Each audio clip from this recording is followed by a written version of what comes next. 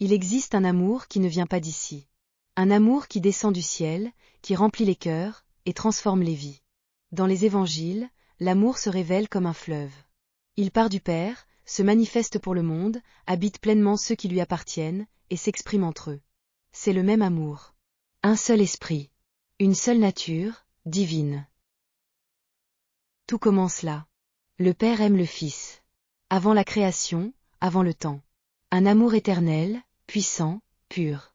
C'est dans cet amour que tout l'univers a été confié au Fils. Il est l'héritier, le révélateur, l'envoyé.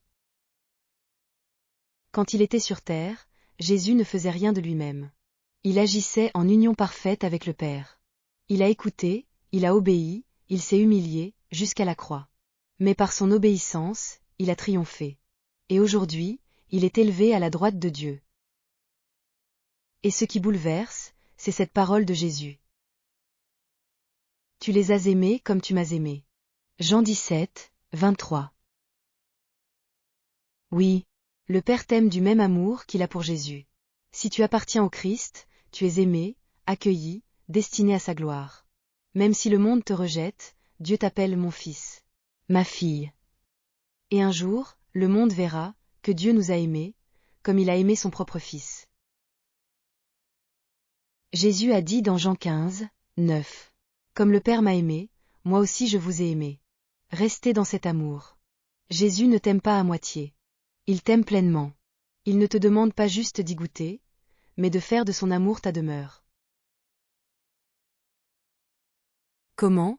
Par le Saint-Esprit qui vit en toi et toi. C'est lui qui t'enseigne à demeurer en Christ, et qui te garde ancré en lui, jour après jour. Si vous gardez mes commandements, vous demeurerez dans mon amour. Jean 15, 10.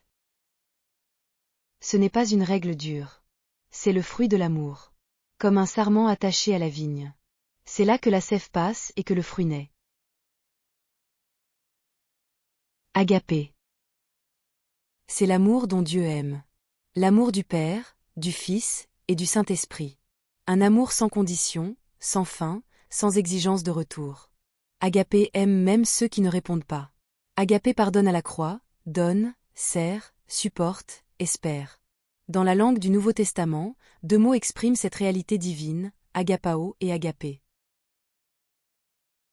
Dans le Nouveau Testament, agapao est le verbe qui signifie aimer d'un amour actif et volontaire. Cela signifie aimer, agir par amour. C'est le verbe utilisé dans la Bible pour décrire l'acte d'aimer de Dieu ou de ses enfants. Dieu a tant aimé, agapao, le monde. Jean 3, 16. Aimez, agapao, vos ennemis. Matthieu 5, 44. Et agapé est le nom qui désigne cet amour divin dans sa nature même, pur, inconditionnel, éternel. C'est le mot amour en tant que substance, nature, source. Un amour pur, sans condition, qui vient de Dieu lui-même. Dieu est amour, agapé. 1 Jean 4, 8. L'amour, agapé, est patient. 1 Corinthiens 13, 4. L'amour que Dieu nous a montré à travers l'œuvre de la croix est l'expression suprême de l'agapé. Un amour qui obéit, qui donne, qui pardonne et qui sauve. C'est là la preuve d'un amour véritable. Si vous m'aimez, gardez mes commandements. Jean 14, 15. L'amour de Dieu consiste à garder ses commandements. 1 Jean 5, 3. Et cet amour, ce n'est pas un idéal lointain.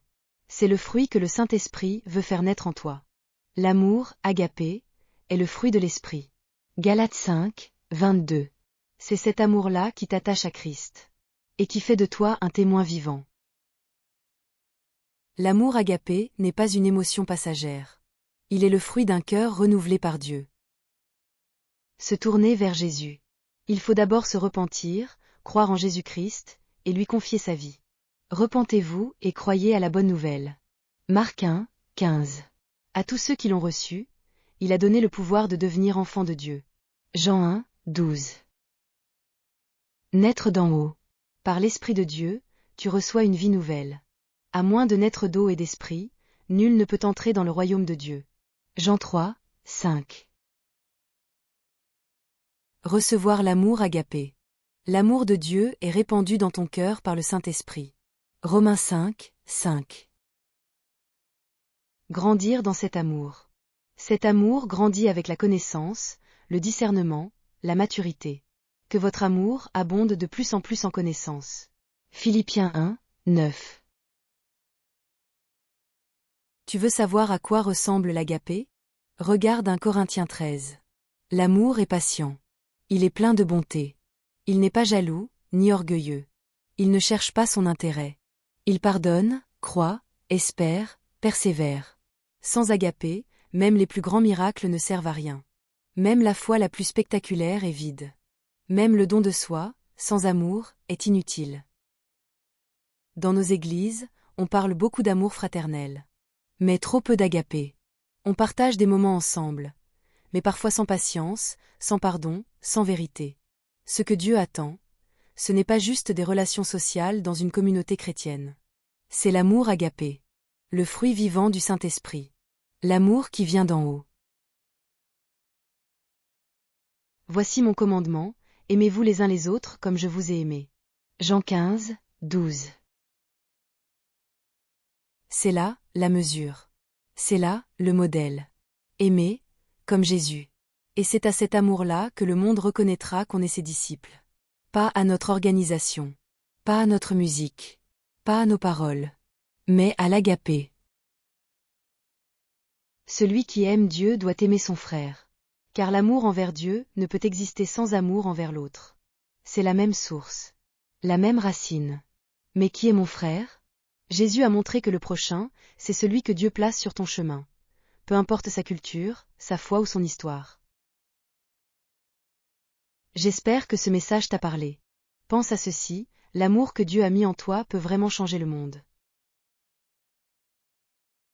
Que Dieu te bénisse en abondance en Jésus-Christ et que ta lumière brille pour sa gloire. Amen.